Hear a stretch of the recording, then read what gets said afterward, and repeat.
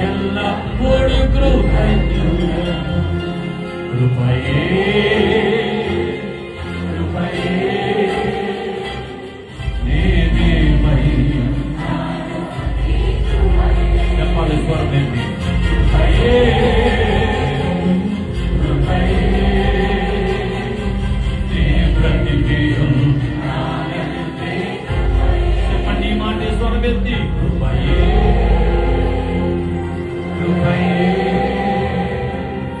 నేనే మహిమ నీ కృపయే కృపయే